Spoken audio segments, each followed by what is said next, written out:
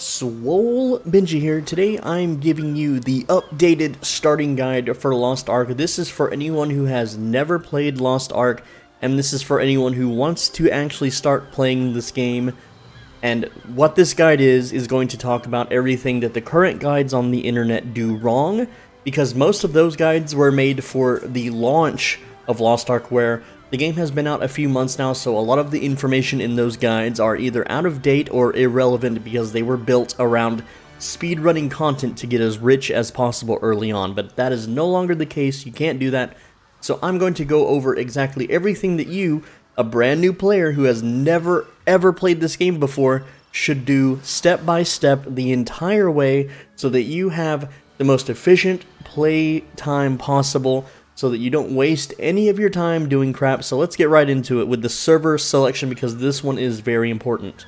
Now this one is a no-brainer, but you want to pick a server with a high population, and the reason why is because the market on whatever server you choose, whatever region you choose, it's region-wide. So if I play on North American East, I'm going to share a market with all of these servers, okay? Every single one of them, we're all going to be buying and selling items from each other. It's not just one server, okay?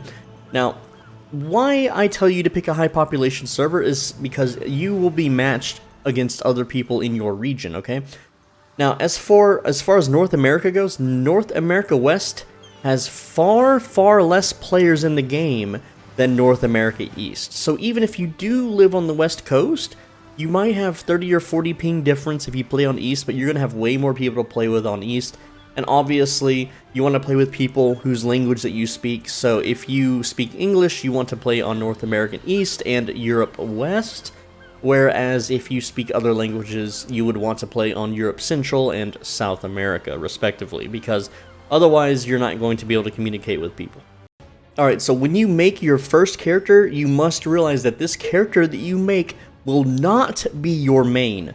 This character is actually going to be your alt, and the reason why your first character is not your main is because of a mechanic called the tower.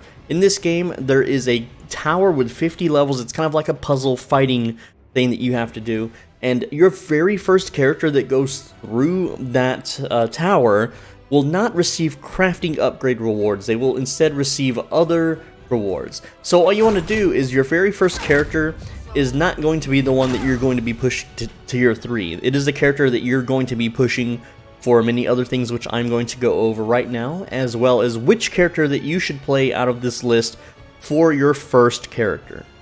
Alright, so here is the role that your first character that you make will play, alright?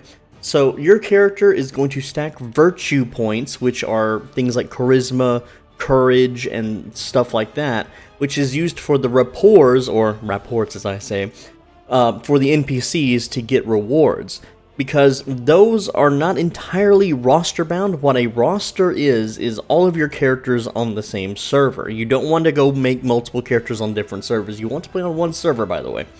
Now, this first character will be doing every quest and every side quest and every mission, so you will have much more virtue points than any other character on your roster.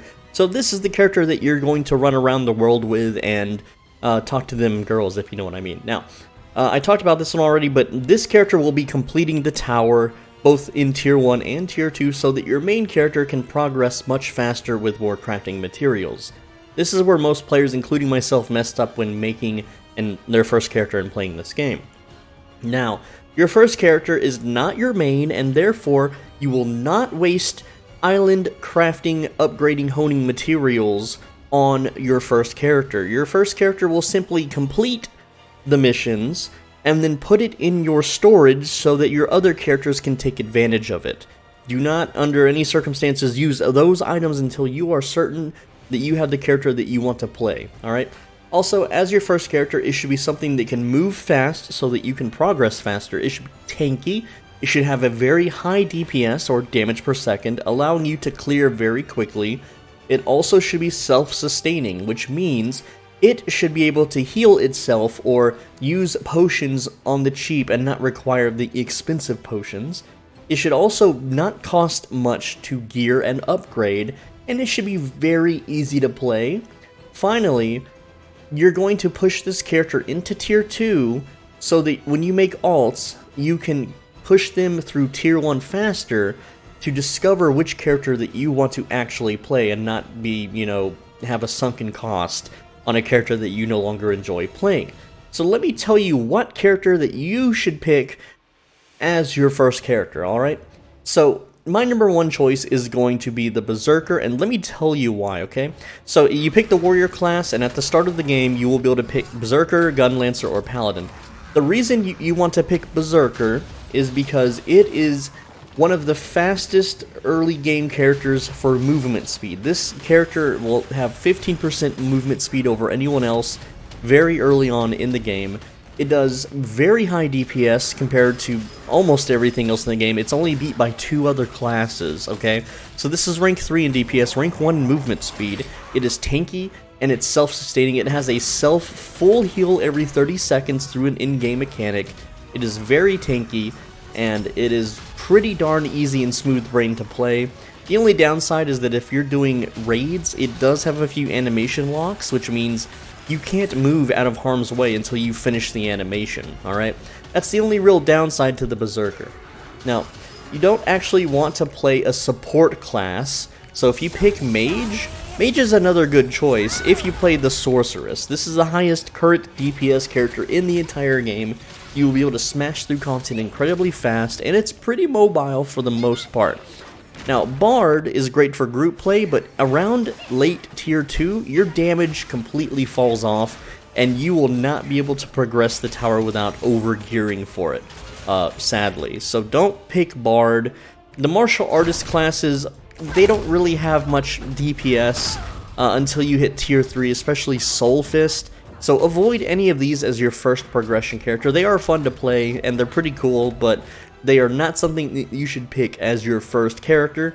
Now, if you can stand it, the Gunner classes for male are overshadowed by the female ones. So if you want to play Deadeye, which is currently one of the higher DPS classes in the game, it's second in DPS. It's also a very mobile class, but it has no self-sustain. Alright, if you want to play the better version, you should play the Gunslinger, which is the female Gunner. Artillerist has almost no movement speed, and neither does Sharpshooter. Also, Sharpshooter has kind of a kiting playstyle. You're going to be spending much more time clearing quests and killing mobs than if you played Mage or Warrior instead. Also, Assassin, while interesting, they have these weird stacking mechanics, okay? So Deathblade, the way their DPS works is you have to build up orbs, and then you unleash one big hard hit. This is not good for questing or island progression. You're semi-mobile, and your damage is okay, but you have no self-sustain. Shadowhunter, while it is my favorite class in the game, and also has some of the best sustain in the game, very high DPS, very smooth brain, easy mode to play. The only downside to this character is that while you are pushing quest progression, is that you rely on your demon form for most of your damage. And if you try to interact with quest objectives in demon form, the game won't let you do it.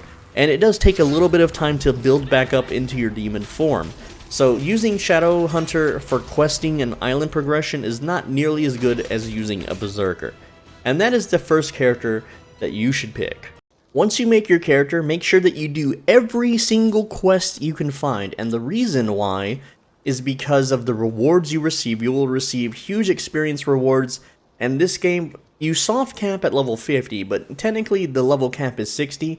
And it takes so much experience to get to 60. It's going to take months and months and months of doing the same thing every day to hit that level. And if you don't do every quest, you will be slightly behind.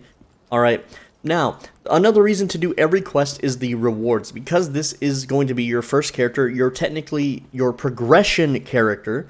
You will receive virtue points, which are these right here. Wisdom, courage, charisma, and kindness. You need these as high as possible so that you can talk to characters for rewards. Now, this character hasn't done any quests, so he only has 134 charisma, whereas a character that I play on another, or one of my alt characters, my main technically, has 180 charisma because she did more quests. Now, another reason why you should do every quest is because of the potion rewards. You get so many rewards for doing every quest, especially silver, which is super important later on in tier 3. A lot of people will complain that they are broke on silver. But also, once you do all the quests on your first character, then you don't have to worry about doing them on your alt characters except for the main story quest, or if you want to make silver, that's pretty much it. So make sure you do every quest.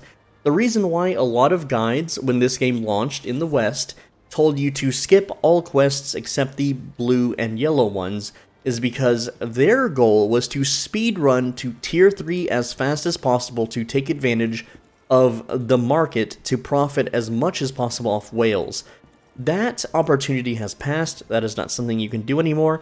And another thing too is on your character, you're going to have to go back and do all the quests eventually, at least for the first time. And another reason why you want to go back to these noob zones and do every single quest is because if you don't, and you use a power pass, the power pass will automatically complete roster quests up to a certain part of the game, I believe Shoeshire, which is way up here. So that means you're going to miss out on all of these quests, all of this one, all of these. You're basically, this entire chunk of the map, you are going to just have your roster quests. That is a quest that can only be completed one time on your entire account for that server, completed automatically, and you won't receive the rewards such as the potions, crafting materials, and so on and so forth. So it is absolutely vital that you do every quest on your very first character. It doesn't take much time. Most of the quests are attuned to be spedrun. If it tells you to collect 100 berries and you click a berry bush, it's going to collect like 60 berries in one click. So it's very fast and easy to do. The game has been sped up for the Western release. Now, next up, while you do every quest, you should really try to get all the hidden collectibles on your first character, and the reason why is because of these rewards, okay? So if I look here at Rethrarmus, which is the first zone in the game, you'll notice that you can get things like this Charisma Potion, you can also get stat increase potions, and eventually things that you will need are skill increased potions that allow you to use more of your abilities at a higher level, which, like right here, skill point potion. These are very vital to get on most characters, not every character, but this is something that you should be actively working on. So to do this, you're going to use a website that has everything already charted out for you. The website that I use is maxroll.gg. It looks like this. Okay, so basically you go to Maxroll, you click Lost Ark, you go down to resources, and you click the zone you're currently doing. So Rethrarmus is the very first zone of the game. We're going to click that. And then you can see here that there are so many little hidden things on the map.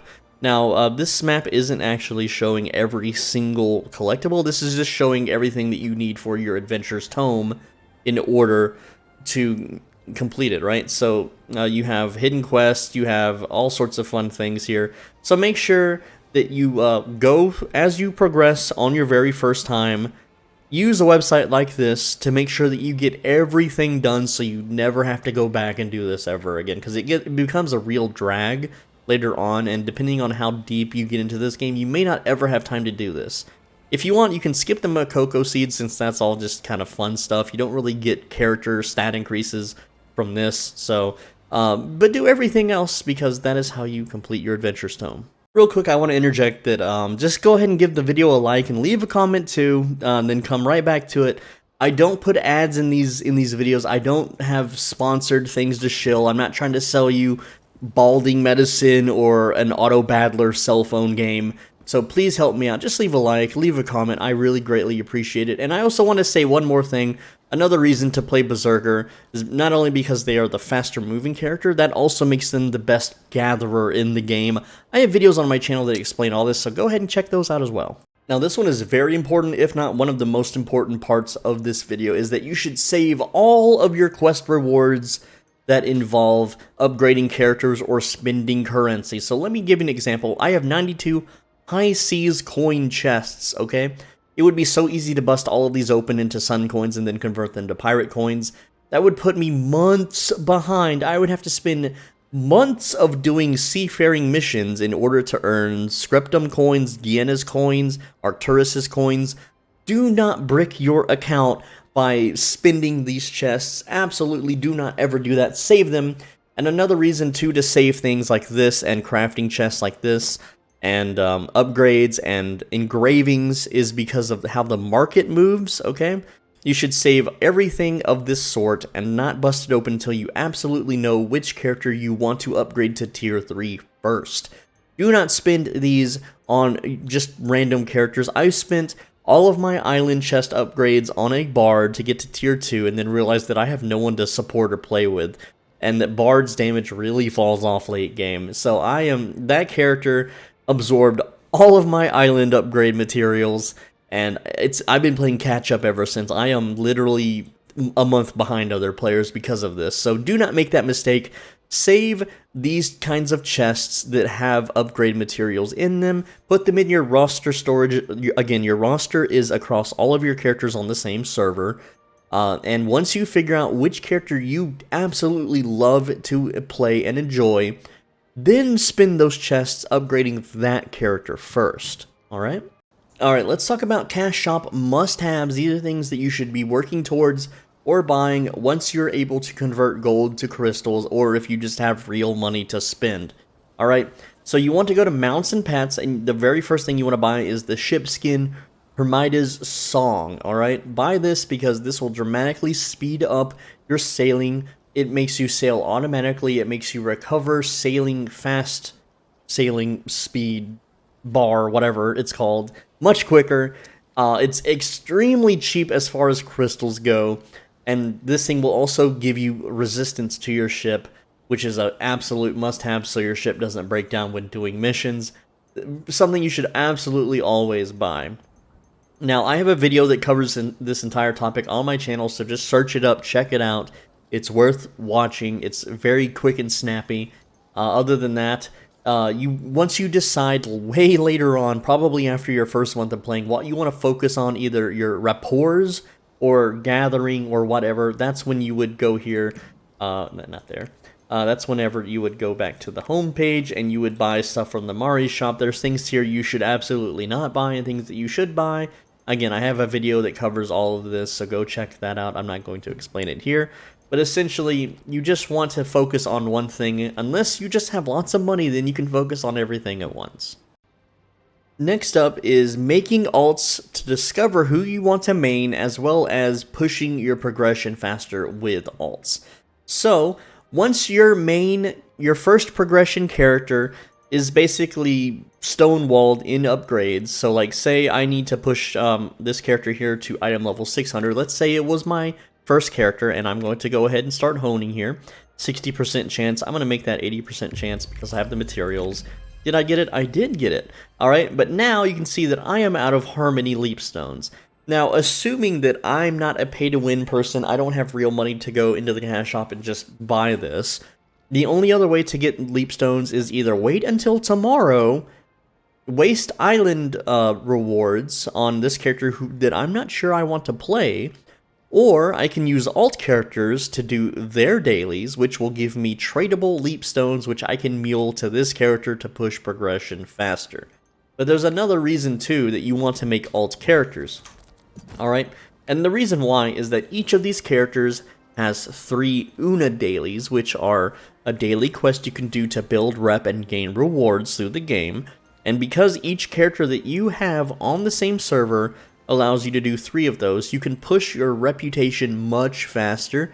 But also, say this bard here, this bard is technically in tier 2. I can do tier 1 dailies on this character and then feed those materials to my tier 1 berserker here. Or I could generate gold with my tier 2 character and then use the gold to buy those cash shop items to push progression on this berserker, if that is mathematically a better choice to do.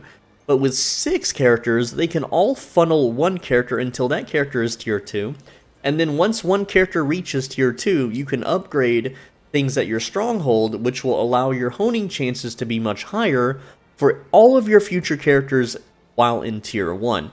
So, earlier when I showed you that honing percent chance was a 60% chance, for your very first character it would actually be a 40% chance, alright? So, but because this is an alt character and I already have characters progressed to tier 2, I can progress my tier 1 characters much faster, and I am able to acquire resources very quickly. And also, remember I was talking about the tower? On your very first character, you do not get upgrades for your character, but on all of your other characters, this is why you make your main character at least your second character, or as you build up your roster of characters that you've been playing around on, you realize what you like and what you hate playing. So here's my progression. I made a bard because I wanted to support people that played this game, but they all quit very quickly, so I was left with a useless character, and I realized that bard's damage falls off in tier 2. It only goes back up again decently late in tier 3, which is not even available in the West yet. Then I made a Soul Fist, and I really enjoyed the Soul Fist because it reminds me of Dragon Ball Z. However, I started to learn that the damage is not nearly as high as a few other classes. I made a Berserker because I learned that I need to max out my gathering so I can make lots of gold. My most popular Lost Ark videos on my channel are all about that, so go check those out. Then I made an Artillerist, and I realized I hate this class. This class is boring to play, it's not fun, I don't like being rooted in place on a turret. It's just not for me. That's why I've barely upgraded it, okay? I made a Shadow Hunter, realized that this is my dream character. It has self-sustain, it is easy to play, it's smooth brain, it's great in PvP, it's a lot of fun, it's a blast. Okay, and then I made a Sorceress because they deal lots of damage and I needed a character to feed all my other characters. So it's just, this is just a character to just for more Una dailies. And that's been my journey so far. I don't know what your journey will be like, but I did also make a Gunslinger and one other character that I forget, I think one of the other martial artists. I ended up deleting those characters because I just hated them that darned much. They were just terrible for progression and clearing the daily quests. So that is up to you, whatever you like, whatever you enjoy. That is part of the journey of the game. It's kind of hard to know what you'll main unless you're just obsessed with big dudes with big swords, which there's nothing wrong with that, that's completely fine. Then you already know what you want to play. But me, I have alt-oholicism, so I have to play every character, try it out so I can learn it, see if it feels good, see if it feels fun. And that is part of the reason why you do alts. But that Una daily thing I was talking about, it's right here. Okay, these are just little daily quests, which I have covered on my channel as well, like Fairy's Friend here. It's the lowest viewed video on my channel. It's a you basically go into a forest that's like a mini maze, and it takes forever to navigate to give a fairy a flower, and you do that I think like 15 days in a row, and you'll get some rewards. Okay, so let's go to Fairy's Friend, or that. It's not going to show me because it's, I don't know. But essentially, like this Plague Doctor one here, I got some rewards from it. I got a stat increase potion, I got a new emote, which allows me to talk to girls in the game and get rewards. It all adds up, it all, you know, it all adds up over time, and the more characters you have, the faster and the more of these that you can do per day. And it just increases your progression that much faster. This is something you should absolutely focus on. Now we're going to talk about boating, sailing, what to do and what not to do, because this is a huge time sink, and once you actually look at the spreadsheets and graphs, you're going to realize that this is a massive, massive time sink that is just not worth investing into at all, okay? So I'm going to talk about what is the best boat, why the best boat is the best, and what you can do to get them and how it all works, okay? So you start the game with the S-Stock. I don't even know if I'm saying that right. Estokue? Again, I'm not good at pronouncing words. Jeez. Guys, the S-Stock, the boat you start with, is technically, statistically the best in the game. And let me tell you why. Once you have it fully upgraded and fully staffed with the best crew, it is only 10 knots slower than the fastest ship, the Astray, for almost none of the investment cost, okay? But also, it has much higher resistance than Astray, and it has half the repair bill. So, the way this game works is as you sail around, you lose durability, and then you have to repair your ship paying silver. Silver is very important later in the game, okay? Also, if you're doing any of the ship missions, having high resistance to things like dead water, tempest seas, cold snap seas, sirens, and so on, is absolutely super important, okay? So think of it like, I want you to think of it like this. The S-Stock is an economy class, highly fuel efficient car, alright? It's cheap, it's easy to maintain, it never breaks down on you, but it can only go so fast, okay? The Astray is the Ferrari of cars. It is the cool boat to have. It goes faster than all the other boats by 10 knots. it does refuel its speed gauge once you have that crew fully decked out, okay?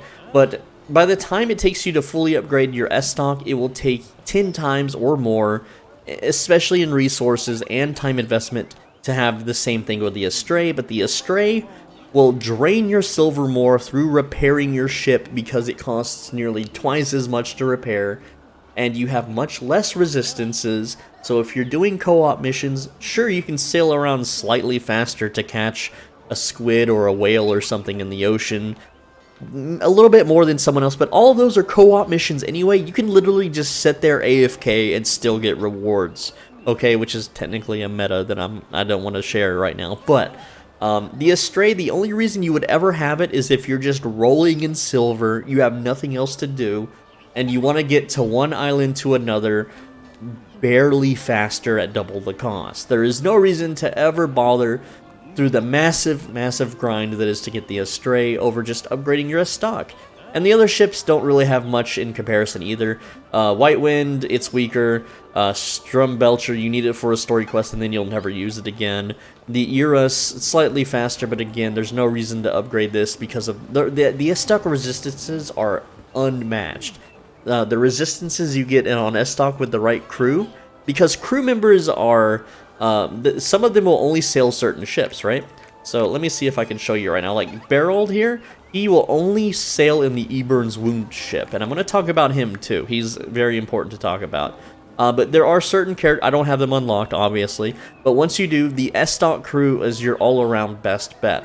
So now let me talk about the Eburn's Wound. This is technically the Ghost ship, and this character hasn't done Ghost ship, but essentially you get this character named Berold, and he has the ability called Ghost Ship, which increases your movement speed, damage, and buffs you massively. Now this was a huge time investment not only to unlock Eburn's Wound, this takes months to unlock, or if you use a cash shop item it can take a few weeks. I use the cash shop item because I'm impatient. Now Berold also costs quite a bit of pirate coins or sun coin, I forget what coin it is if you want to get a slightly better version with the same ability. But essentially, he helps you do your once a week ghost ship slightly better. I've made a video on this. It is not worth getting, even though this buff looks amazingly juicy Gucci. This buff it's not worth the investment. Getting the Eburn's Wound is honestly not worth the investment. The only other use that getting all of these ships does is it allows you to have slightly higher completion rates on your stronghold by a small amount.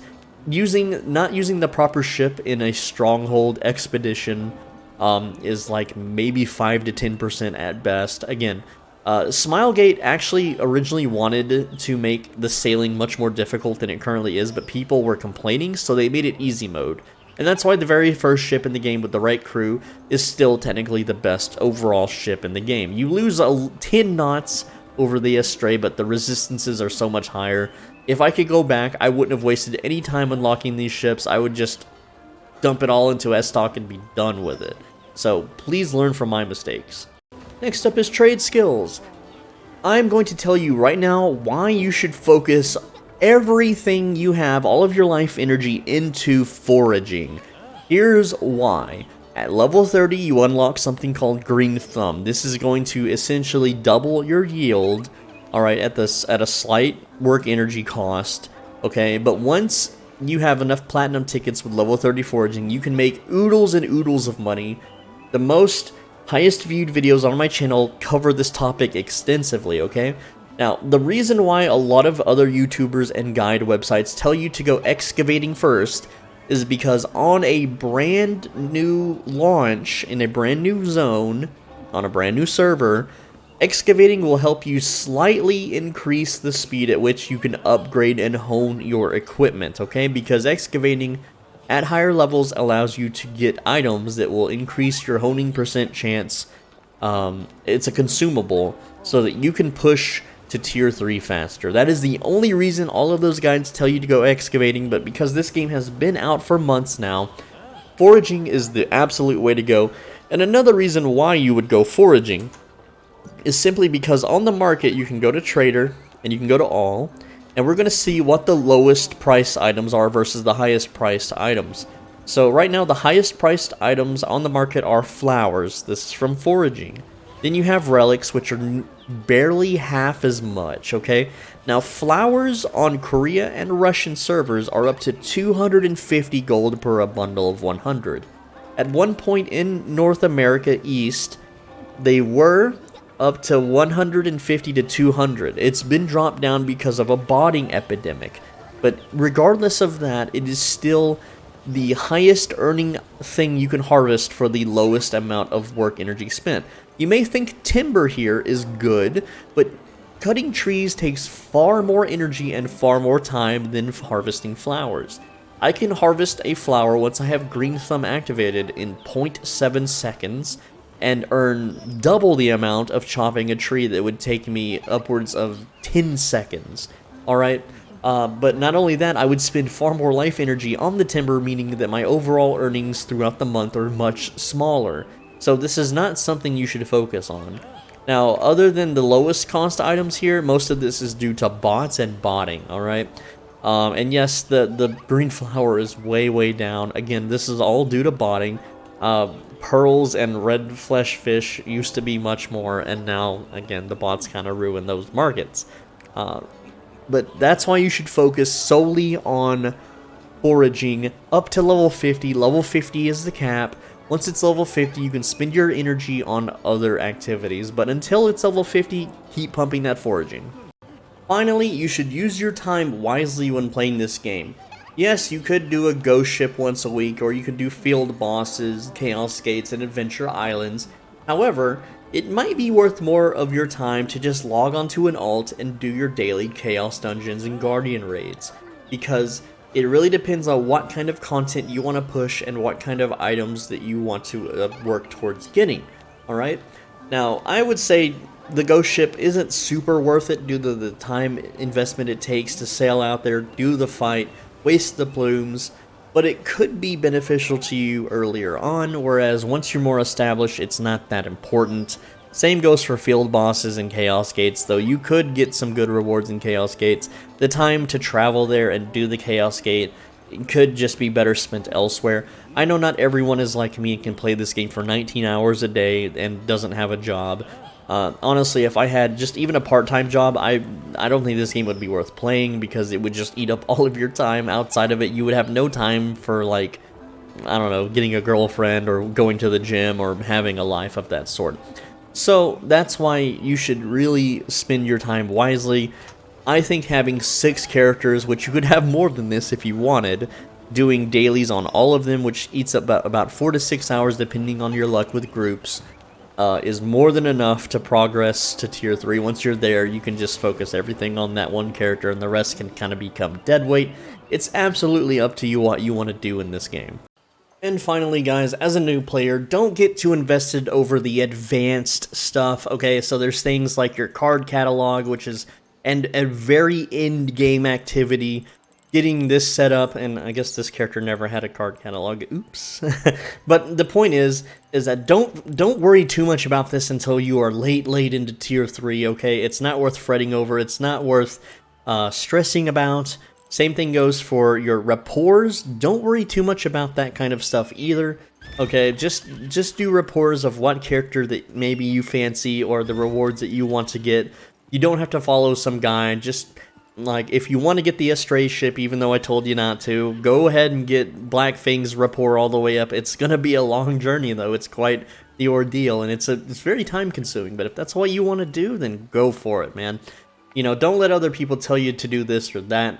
Essentially, look at this. This is a bot, by the way, this person. Look at him teleport. There's still a botting problem in this game, guys. Anyway... I'm SwoleBenji, thanks for watching. As always, be a bro and stay swole. I'm going to start Elden Ring content, so look forward to that. I try to make daily videos. I recently just got done with having no internet for a week straight, but I finally have internet. I had a backlog of videos to keep me going, so I appreciate you guys watching. Come back for another video tomorrow. And take care, and look at the bots, man. This is just sad. If there's anyone in the comments saying that bots are solved, they're wrong. Bots are still a huge problem in this game, and it's partly one of the reasons why Look at this one. Anyway, guys, please leave a like on the video. Please subscribe. If I start playing a game you are no longer interested in, you can always unsubscribe later. I totally understand. And finally, if you want to financially support me and get exclusive access to members-only videos, the join button is right below this video. It is $5 a month, and it greatly helps me out because I am quite in the red on my budget, and I can only afford to sustain my life for maybe a year if this channel doesn't start growing and getting more views. Guys, I thank you so much for watching. Please come back tomorrow for another video. Take care.